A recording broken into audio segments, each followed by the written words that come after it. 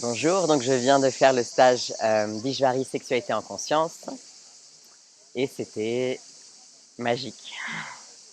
Euh, Ce que j'ai adoré, c'est le fait qu'on me parle bien sûr de sexualité, évidemment, du tantra, mais aussi qu'il y ait toute cette notion de divinité, de vraiment spiritualité. C'est-à-dire que j'avais déjà fait un stage auparavant et j'avais pas vraiment ressenti euh, toute cette notion-là.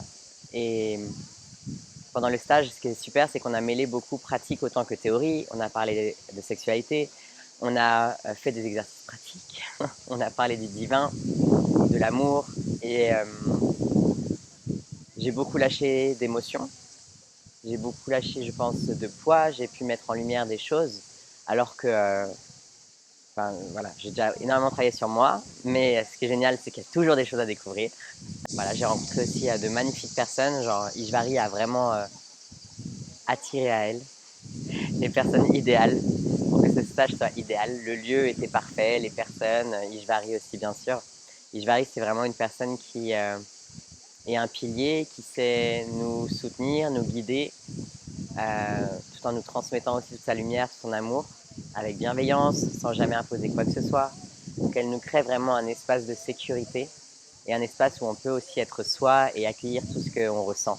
Et donc ça, c'est vraiment un cadeau que Ishvari nous fait. J'ai rejoint le stage parce que justement je recherchais du tantra, mais avec la notion de spiritualité, le côté divin derrière, ou comment mieux comprendre comment se relier au divin ou à la source via le biais de la sexualité, via le biais de l'énergie sexuelle, et pas seulement du sexe pour du sexe. Sans aucun jugement, mais c'est pas ce que je cherchais en tout cas là, ici, maintenant. Et donc ce que j'ai beaucoup aimé, c'est le fait de pouvoir faire les deux, de pouvoir autant apprendre sur la sexualité que aussi apprendre sur comment se relier au divin et pouvoir possiblement un jour peut-être connaître l'éveil. On ne sait jamais.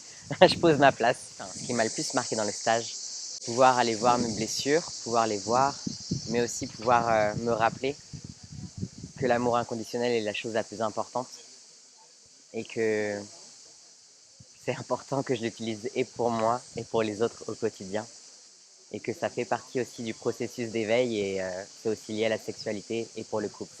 Si quelqu'un doutait, je dirais fonce, n'aie pas peur du fait qu'il y ait peut-être trop de sexualité, ou que ça soit trop invasif, ou que tu sois obligé de faire des choses.